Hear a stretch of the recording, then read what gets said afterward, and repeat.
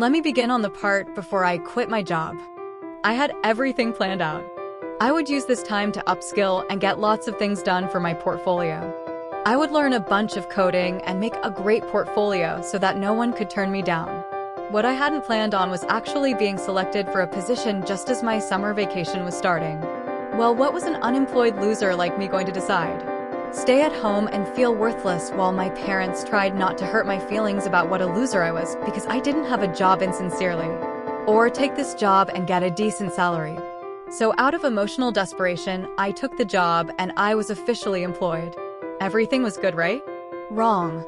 I had to get up at 5 a.m. in the morning, switch transportation 3 times, and take an overall 3 hours to get to work and back home again. I got home at 8, so I literally had to eat in 10 minutes before the sleep kicked in. All day long I had to stand because the boss forbade us to sit, saying it would be bad for the product quality. So my feet never stopped aching the entire time I worked for them because I was told to stand all day long. Not only that, I also found out that from the very beginning the company had messed up my personal information. For some reason, everyone got the company emails which had important updates for the employees. Except, of course, me. Because for some inane reason I had the worst luck ever. For the entire first week, everyone knew what product they were in charge of except me. I literally had to find out something was wrong by hearing how excited everyone was about which product they were doing. I'm assuming this was the reason for bombarding me with the rites of passage a week right before the first day of work. So when I was notified that I got the job, there was only 1 week left before the training started. I accepted as soon as I got it, but it took them 3 days to respond back to me about where the F I should even go to for the training. When they did respond, it was only to tell me that I needed a health checkup for drugs and stuff. I mean, how the F was I supposed to book an appointment for a clinic that in the day? If you have never needed to get a drug screening checkup, then you wouldn't know. Everything is booked way ahead of time. I had to book an appointment with a clinic that was like 3 miles away from my house because the clinic that is actually close to my house was completely booked. Just in case, because I am a meticulous person, I decided to take a chance and tried to wait in person at the clinic that was close to my house because the clinic that was 3 miles away only had an appointment after training starts. I waited half a day and walked for 30 minutes back and forth from my house to the clinic. At the time, I took this as a good sign. Little did I know, it was actually an omen for the suffocating depression I would suffer after I quit my job. The thing that really got to me was that I had to complete all the documentation and drug screening a week before the training started when others had already gotten their documentations in 3 months prior because they were notified earlier of their acceptance. I couldn't help but think that I was a second choice to them. I went through all this trouble to satisfy their standards, and I still end up in second place. I thought I could do it, but I couldn't. Not only that, but the entire time I was at work, everyone had these tiny little cliques because they had started working together before me. I tried to get along, but it was like there was an invisible barrier. They never included me in anything and didn't even want to share their contact information with me, even though they shared it with each other. I felt like I was waddling by myself the entire time. If that wasn't enough, the boss that I had was toxic AF. Since I was new, the boss made extra sure to keep an eye on me. If I asked a simple question like, "Should I place this here?" they would just look at me like I was an idiot and answer in this really slow way like it was obvious. And they went out of their way to make sure that they humiliated me in front of my colleagues if they saw something that they didn't like. They would micromanage me and just take over my product line and overall let everyone see I wasn't doing my job well, even though the situation was not that big of a deal and I was handling it. My boss just made it a big deal and even announced it in front of everyone. They could have talked to me in another room, but they chose not to.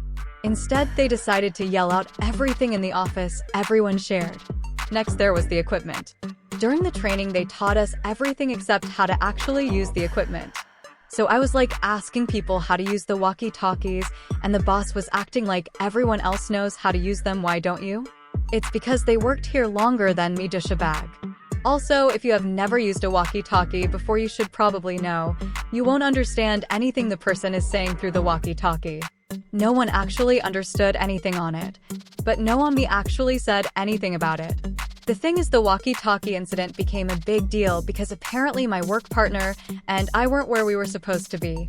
But do you know why we weren't? It was because the schedule they gave us for the week was trash. There were events that were not even on the schedule. I only knew that because I directly asked the coordinator. The coordinator was like, "Oh, that means we go outside. We're not having that event today. If we go outside, just say we go outside instead of giving me a random schedule where nothing is concrete." The time was completely off. And the boss was like, "Everyone else was outside, why weren't you?" I wasn't outside because I was following your cruddy schedule. And everyone else was outside because they have each other's contact info, so they just send a text and just know where to be even though no one else does. Another thing I would like to is that my parents did not help. They kept asking me if it was a sitting down job because they value jobs that require the use of brains instead of brawn. How the heck was I supposed to reply to that? I felt like if I told them the truth, I would be categorized as someone who was going to be working jobs that required brawn for the rest of my life.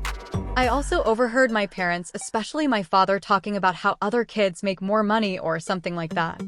I just heard them talking through the thin walls.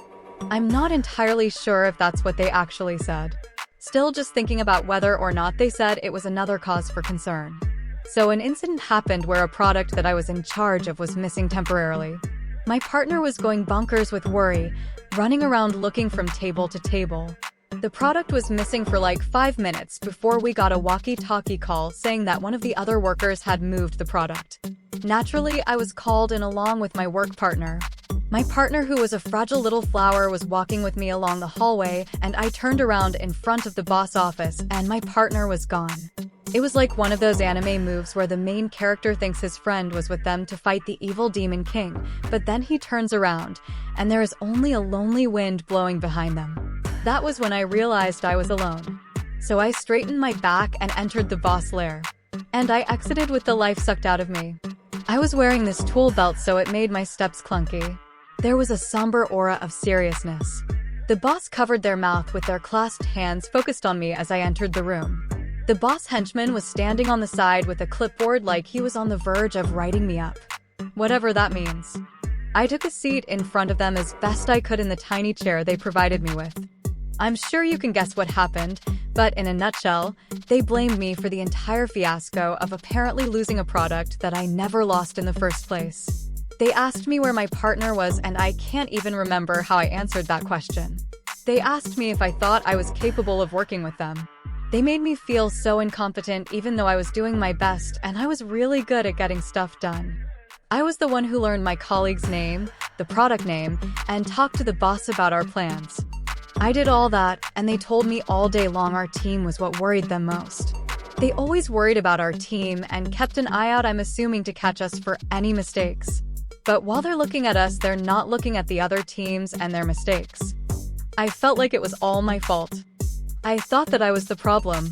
So if I removed myself from the situation, from this work, everyone's life would be better off, since I was the one who was horrible at my job. After taking their verbal abuse for the whole meeting, my partner did not come in at all. I finally got up to leave, but the chair was so effing small that it got knocked over as I was getting up. That comical effect did not at all make the atmosphere any less serious. It was like the universe was letting me see how incompetent I was. And this happened in front of my boss, so I'm sure their animosity grew. I felt like I was a child pretending to be an adult who was responsible when I was really just a 5-year-old naive kid. I left and tried to hold it in and did my work like usual. At the end of the day, they called both of us again. This time, all my colleagues were in the room and just obnoxiously said everything. My partner got away by being teary-eyed and remorseful of the whole incident. The boss took one look at my partner and didn't spit out a smidgen of the degrading, esteem-crushing stuff they said to me. At that point, I thought this: why did I bother being strong when I should have been weak and pitiful? I even knew the fact that the jury empathized with people who showed how sorry they were.